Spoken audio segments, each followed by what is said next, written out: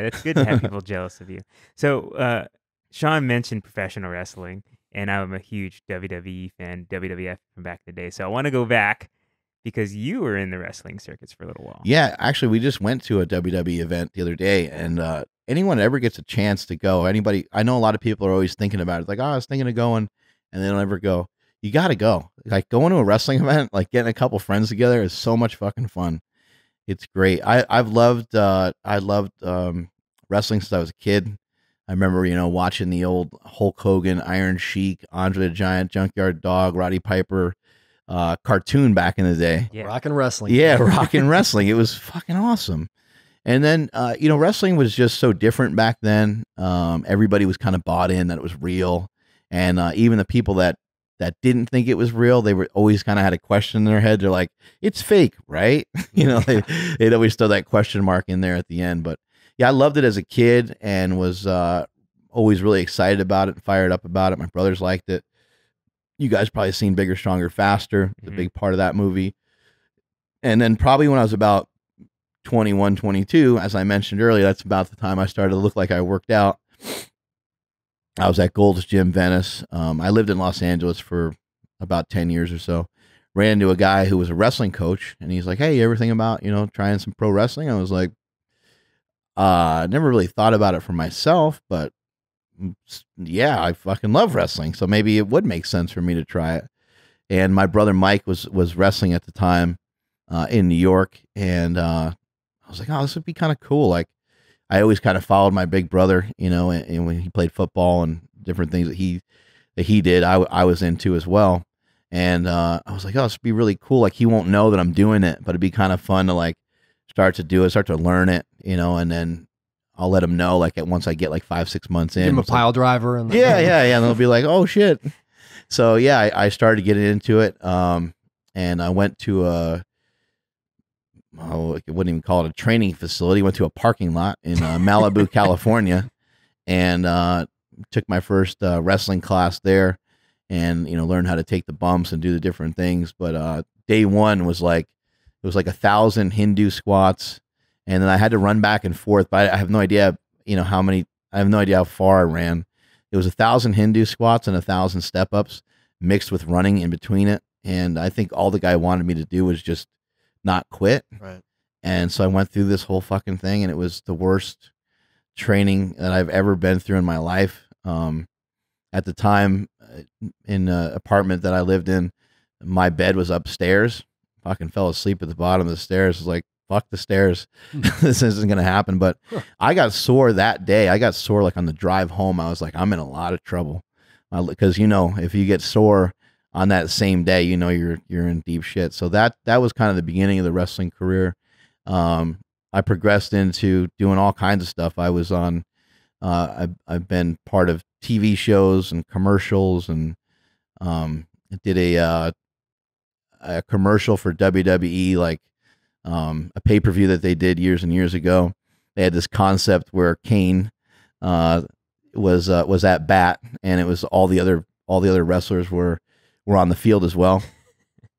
And it was amazing. Kane hits like an in the park home run. Of course. Yeah, of course. And as he rounds like first base, something happens on first base, and so on. Something happens at each base that he goes to. As he's rounding second base, Matt Hardy jumps off a ladder and land. Yeah, I know, a ladder on a baseball field, and lands on me, gives me a leg drop. And I've never done anything like that before. I don't know how to go. I don't know how it all works. I do know that he lands on it and the table breaks, right? But anyway, if you can kind of picture this, picture a 6-foot table, right? And then picture I scoot down a foot, so my head is now closer to the middle, and he's up on the ladder, and he's like, you should scoot down more. I was like, okay, so I scoot down another foot. Now I'm almost in the center, right? So then he's like, he's like, kid, I only want to do this one time, so we should have you scoot down a little bit more. So now my head is dead center. I don't know how any of this works. I've never done it before. I'm not well versed in going through a fucking table, right? But now I am. So anyway, they say action, and they go through the thing, and next thing you know, I'm just like looking up at the clouds. I'm fucking out. and the Hardy Boys are standing over top of me, and all these other wrestlers I've looked up to for years, like, hey man, you okay? And I'm like, yeah, I'm fine. And I get up and I'm fucking rocked. But I'm like, no way am I getting fucking help from any of these guys because, I want to be a wrestler. I want to be tough. And they're all kind of laughing. I was like, oh, no, man, it was all good. And the second that they walked away, I'm throwing up. I had a concussion. My head, a baseball field is really, really fucking hard. I can tell you from Wasn't first. that meant to be hitting through a table? Yeah, I can tell you firsthand. But the baseball field, the infield of it was, it was like orange, had this like certain color to it. The back of my head, even with showers and everything else, was orange for like 2 weeks. Yeah, I got fucking rocked. But I had a lot of fun. I ended up doing a lot of great stuff. I met a lot of great people. I'm still friends with guys like Stone Cold Steve Austin, John Cena. Like I got a lot of great people, and the Slingshot actually wouldn't even be possible if none of this would really be possible without that path, because before that I was very introverted. I didn't, coming on this podcast, I'd be fucking terrified. So wrestling promos taught you how to talk to people? God, yeah, no, they were great. They were great. They'd say, hey, Mark, you're fighting Sean on the 4th of July in New York City. I'm in serious trouble. And then here's the setup for it. And so I would come out and I'd say, Sean Heisen, he's a badass. He's really smart. He's been training really hard.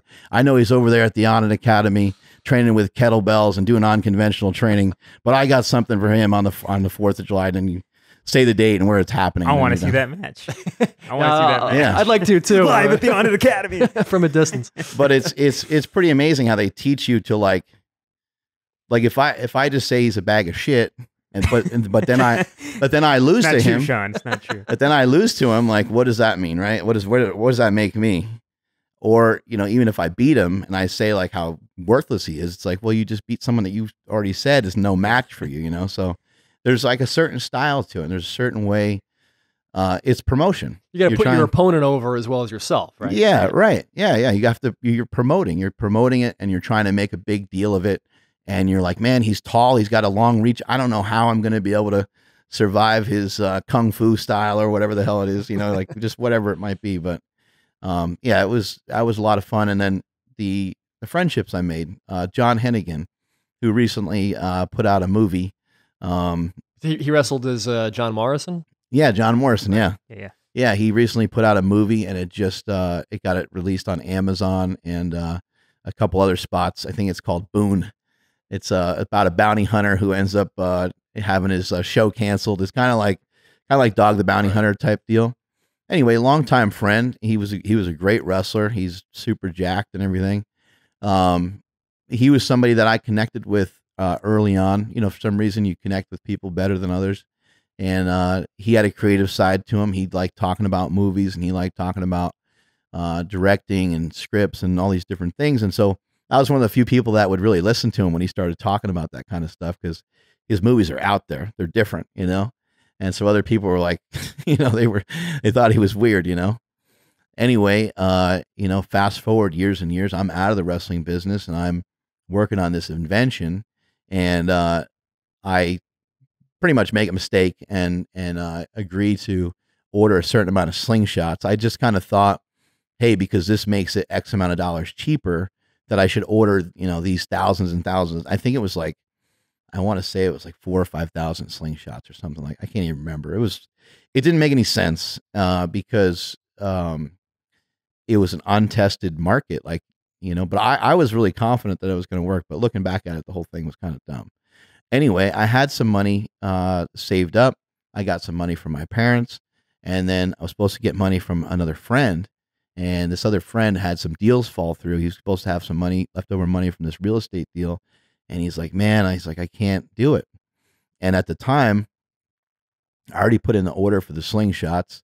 They told me they just needed half the money up front. So I gave them half the money up front. Well, then now they're ready to ship. But they say they need the other half before they can ship. And I had a misunderstanding. I didn't know that what they meant was they need half the money to get the project started, and then half the money just, they're gonna hold on to their items until we give them the rest of the money. I just didn't know how it all worked and was green to it and didn't know what the fuck I was doing. Anyway, I call up John Hennigan. He's, a friend of mine for a while, and I'm shooting the shit with him. I'm like, that invention I told you about, the slingshot and stuff. I'm trying to get this thing off the ground, and I'm like, I don't know. I feel really weird asking you for money, but I'm in a shitty spot, and I know that this project is going to be a good one. I know it's going to work. I said, probably take me a year or two to be able to pay you back or something, but I could really use some dough. And he was like, well, he, without hesitation, he's like, well, what do you need? And I was like, and I can't remember the dollar amount, but I think it was like, I want to say it was pretty substantial. It was like 20 grand, somewhere in that neighborhood.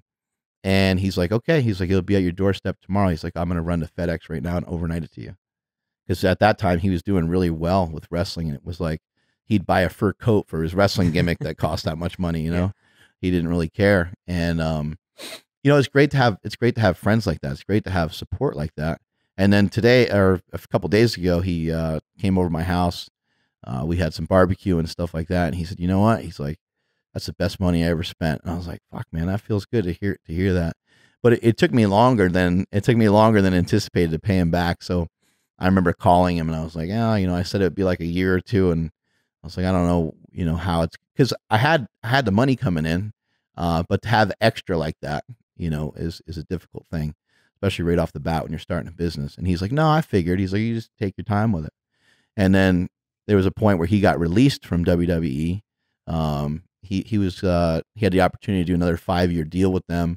He didn't want to take it. He wanted to explore some other things on his own. And anyway, long story short is I gave him the money back and then some, kind of in a time, like it wasn't like he was broke or anything, but it was in a time where he could use it. So yeah, it all worked out really well. Do you have any anecdotes about training with some of the superstars, benching with Cena or squats with anybody like that?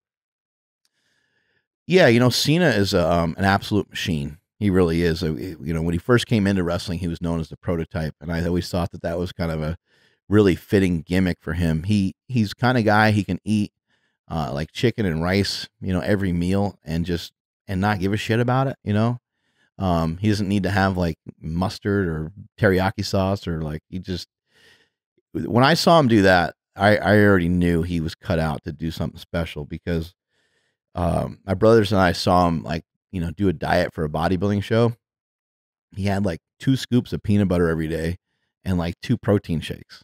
He did that for like 2 weeks. As I mentioned earlier, you can do these things. All he had for the day? Yeah, that's what he had in a day. You can do these things, but you go short term, He probably lost like 8, 12 something pounds, maybe something like that, but he was already ripped. And then he just looked fucking shredded on stage. And he was obsessed with bodybuilding at the time. And he basically, I worked at a company called Mass Movement. We moved fitness equipment. Worst job I ever had. Fucking broke your back every day. But we had a really cool boss that would give us credit for a full day, even though we were only there for like 2-3 hours, stuff like that. But it was really, really hard work. You picture bringing up like an 800-pound calf machine up a fucking flight of stairs, Yeah, we were doing that. So while I was there with my brother Chris, one of the managers there, she kept talking about this guy that she knows that we would get along with really well. She's like, oh, you get along with my friend so well. He's super nice and he's fucking jacked. And he talks about lifting all the time. He's just like you guys, And I was like, oh, okay, cool. And then she shows me a picture of him one day. It's a picture of him on the beach and he's flexing. The motherfucker's jacked as hell and has like this blonde mohawk, I was like, what'd you say his name is again? She said, John. And I was like, oh, okay. And she said, he's going to come out here in the summer because he wants to have a job while he's out here for the summer while he's lifting. He's going to, work out at Gold's Gym and he's going to start working here. I was like, oh, that's awesome. I was like, has he ever thought about doing like pro wrestling or anything? Because at that time I was already wrestling. And she's like, I don't know. You'll have to talk to him about it when he gets here. So me and my brothers right away, first day he shows up, we start talking to him about wrestling and we're, trying to get him hyped up on it. And he was like, I want to try bodybuilding. And we're like, bodybuilding isn't going to get you anywhere. There's nothing going on with bodybuilding. You got to get into some pro wrestling. And I was like, I'm already wrestling and the league I'm in is has good relationships with WWE. I was like, you probably get a contract in like 6 months, Sure enough, fast forward, we talked him into it and it took him about 5 months or so to get a WWE contract. But just seeing that guy's work ethic, right away, and then he just has a way about him. You guys probably know some people that you meet, and they seem like they're like a superstar, even though they're not really like on TV or anything. Just have like this factor of that draws everybody to them. I mean, he's like that times 1,000. It's pretty damn impressive. But being around somebody like that and seeing the amount of work and the discipline and stuff that the guy has it was just always pretty remarkable. But he also had a really, really good sense of humor. So for me, I was like, that's somebody that's going to stand the test of time, because he can do the same shit every day. He can like carry his lunch pail to work, do what he's told, but he can still make light of it, still have fun with it. I mean, like, I think it was the first or second day of work, he showed us his balls, literally showed us his fucking nuts. And then there you go. well, and then it was like, he did shit like that every day. Like, he just like, I don't know, go to bend over and pick something up. He pulls pants down or something. You're just like, the hell but he's just, when somebody has a personality like that, you kind of get the idea. They're just trying to like entertain themselves. And it's a great way to get through life. It's a lot better to go through life with a smile than it is with a frown, Yeah. I think a lot of people don't realize that, he started as a bodybuilder, and for many years while he was wrestling, early in his wrestling career, he was still doing a lot of bodybuilding training. And I think he got more into the strength thing partly through you, and you've helped him with his squats, and I've seen you tweak videos of his training online. And now he's like as strong as he looks. It's incredible. Yeah. Shout out to Rob McIntyre, who's his longtime coach and friend, with the nickname Spray. They've been friends for a long time. And Rob is somebody that said, look, you know what, if you're going to, kind of back to what the chiropractor said to my brother, if you're going to be dishing out this much punishment, having this much punishment happen to you, your body has to be really strong. And we're going to have to put some strategy behind, you maintaining this kind of strength. And so John is like, he just doesn't make any sense. It's hard to even figure. I mean, his wrists are probably the size of my forearm. He's just he's massive bone structure, and he's jacked as fuck. And it's like, I think in most situations, a coach, if they were trying to coach someone to have some strength and to carry muscle really well, in normal circumstances, you'd have somebody do a lot less like volume. But John's still doing 5s to 5 and shit like that, and it doesn't matter if he came to super training not too long ago, and he was dying on the way in, and on the way out he felt better, but like he did a lot of work in a short period of time. He's an absolute beast. We did one workout many years ago where we did a squat session where he made me puke, and then we did a deadlift session where I made him puke. So it felt good to be able to get back to be able to get him back like that. But I just remember like he was like, okay, we're going to start with this, and then we're moving to this. I think we started with squats. Then we did like just a regular barbell back squat. Then we did like a hack squat. Then we did leg extensions. What'd you work up to on the squats? We went through this whole workout, and then we ended the workout with more squats, and that's what killed me. I just turned like white, and I was just rocked. I was fucked up the whole day. I think squat wise, I think we were just doing around like 3 plates. We weren't going like crazy, but we were doing sets of like 6. And then we started with it just to kind of get a pump in our legs. And then we came back to it at the end. It was like, he's like, yeah, I do this every week. I was like, what the fuck? He's doing that every week along with wrestling, every day. But yeah, the relationships from wrestling are, fortunately they're things that have lasted forever, and they're things that have helped put me in the position I'm in today. Yeah, wrestling's a lot different today than it was back when we were watching it with Macho Man Randy Savage and all those dudes. And The Undertaker just barely retired this year. I'm interested in your perspective, because it's changed so much. It's way, way different. Yeah. How do you feel about wrestling today? Like, are you down, or you prefer the old days? I don't watch it nearly as much as I would like. I would like to be able to still tune into it a little bit more. But it got so oversaturated for several years. The younger audience probably can still enjoy it because maybe they didn't see what was going on 5 years ago, 10 years ago, and stuff like that.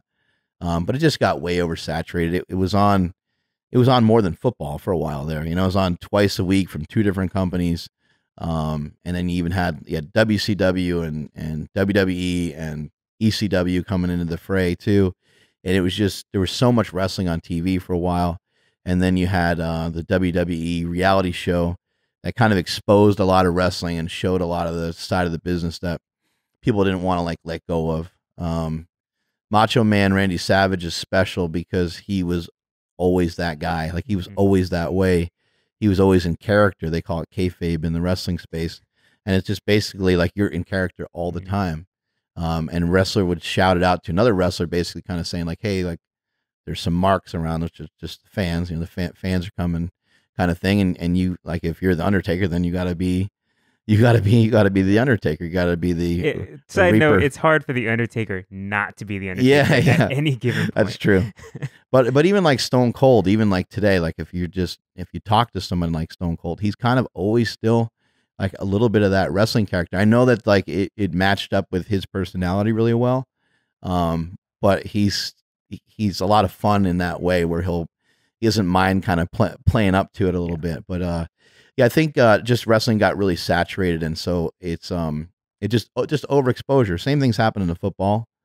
You know, all the injuries and stuff to football is going to ultimately damage the sport enough to where we're probably going to see some fucking robots on a field or something instead of people at some point. But yeah, just anything that gets overexposed. There's something special about something being more of a niche thing. CrossFit. Yeah. CrossFit's dead. CrossFit's dying. Like it's, you know, I'm friends with a lot of CrossFit people. I'm friends with people that run CrossFit and all kinds of stuff. But like that's where it's going. It got overexposed, and it can only go downward from where it was. Really? Do you know that CrossFit boxes are closing down? Is that what you're saying? I do. Yeah, I do know that some CrossFit boxes are closing down. I mean, my homie right here owns a CrossFit gym. It's no knock against anybody that I'm friends with or anything. I just think that company it got oversaturated, and I think people will just move on to something different. It'll only be a matter of time. Cool. Now, as we were getting close to wrapping up, I want to be able to get in some fan questions real quick. And by fans, I mean CJ, who's sitting right over here. So I'm going to invite CJ over here to ask a couple questions. This is pretty bad. I got one fan. This is the one we found him. So, first question. What's your best poop story? I mean, you talk about it. You talk about it all the time on your podcast. We got to have it here. Yep. Okay. So there's a few. So I'll start with the worst one first. I'll give you two of them. That way we don't dive too much into the poop. But the first one is I was in a wrestling match. I was supposed to go a half an hour at somebody, and my stomach was bothering me all day. So I was like, this isn't going to be pretty, you know? And I'm trying to think of like something to eat because it's been a while since I've had anything to eat. And I'm like, nothing sounds good because my stomach's bothering the shit out of me. So I get like a sandwich, and I mainly eat like just the bread. I don't know about you guys, but like bread or crackers or some shit like that just kind of seems to, for lack of a better term, just hold everything together, you know? And so I try to at least get that down. Now my stomach it was a mistake because now my stomach's like really pissed. I don't know if I had like food poisoning or what it was. So I get in the ring and we start this match out. We're going back and forth doing some like called chain wrestling, just basically the beginning of the match, kind of warming up type stuff. And the first time I take a bump, I just take like a shoulder tackle. I just goes, and I was like, oh my God. I was like, that's not good. But I kind of thought it was just a fart. And this is a good lesson for everybody listening. You can never trust a fart. You know, I got great advice years ago from a powerlifter named Donnie Thompson. And he said, as you get older, never waste a boner and never trust a fart. Can you please make that into a shirt? I want to wear that shirt that just says "Never trust a fart." Never trust a fart. So it was a shart, not a fart, right? It was a shart, and it was literally, 45 seconds into this match that was supposed to go a half an hour. So, we went back and forth a bunch, and I told the guy, I was like, I shit myself. He starts dying laughing, and he's like out of character, and he's kind of losing his frame of mind. And I was like, just throw me out of the ring. So he throws me out of the ring. You get thrown out of the ring, you get to get like a little bit of a break, you get like some reprieve. So then the ref comes over to me. I tell the ref, I'm like, I shit myself. And he's like, you got, another 15 minutes to go. And I was like, I don't think it makes sense. Like we're having this conversation. I'm making it look, because I'm the heel, I'm making it look like I'm yelling at the ref.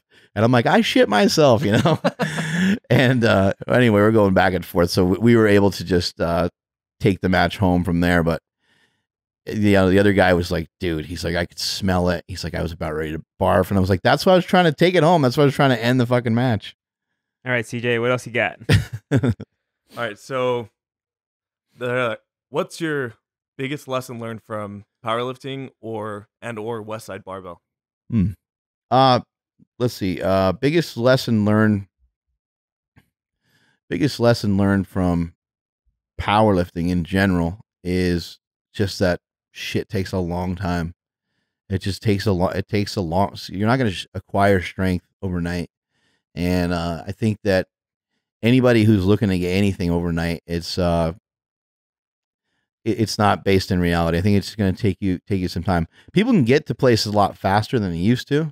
The internet's an amazing spot and it's an amazing place, and you can move a lot faster than you used to be able to move. But powerlifting has really taught me to be patient, all the way to the point where you have to be patient from one set to the next, because it's not about how quickly you get everything done. It's about how much you're lifting a lot of times. And so, and there's even different recipes even mixed with all that. But basically, if you recover from one lift to the next within your sets, and you need 6 minutes or 8 minutes or 12 minutes, even over a period of time, that duration should get better because your fitness level should get better, even if you are a powerlifter. But in general, it's like, just take the time that you need. And powerlifting workouts for me, back when I was squatting over 1,000 pounds, well, just because you squat 1,000 pounds doesn't mean you don't warm up. So I'd warm up just like everybody else warms up. I'd warm up with the bar, a plate, 2 plates, 3 plates, 4 plates, all the way to the point where there'd be 20 plates on the bar, like 10 plates on each side. It's like 900 something pounds, right? So that takes a really long time. A typical workout from back in the day could take me 2.5 hours or so just to get through my squat. And it's like, okay, well, now the workout starts. There's like more shit to do. So it really taught me a lot of patience. And then with the business side of things, you guys know here at On It, when you have like a new product, there's like, everyone's just so hyped, but it's like, shit, man, the product probably started, minimum of a year ago, and in some cases longer. And so you're thinking about it all the time. You want to talk about it, but you can't. There's proprietary information kind of wrapped into all of it. And so it's stuff that you have to just fucking wait. Yeah. Being patient. Awesome. CJ, got one more to close us out? That's good, man. All right. Hyson, you got anything? We could do it all day, but we'd rather have you back next time when you're fresh. Yeah, absolutely. All right. Well, before we go, tell us what you're working on right now and where people can find you and follow you. Just working on taking over the world. Everyone should already know that. You can find me kind of in a bunch of different spots. I'm at Mark Smelly Bell on Instagram and Twitter. I have a YouTube channel. We produce content every single day. It goes up at 6 a.m. Pacific time every single day, not every single day, Monday through Friday. And we also have a podcast called Mark Bell's Powercast. Make sure you check some of that stuff out. Check out howmuchyoubench.net for the strongest gear on the market. We have slingshots and elbow sleeves and knee sleeves and hip circles and all kinds of stuff. I brought some gifts for you guys to have here at the gym. Going to leave it here at the On It Academy, and hopefully you guys can enjoy some of the products. We love it. Thank you so much. Yeah, it was fun, man. Thank you. Thanks. Appreciate it.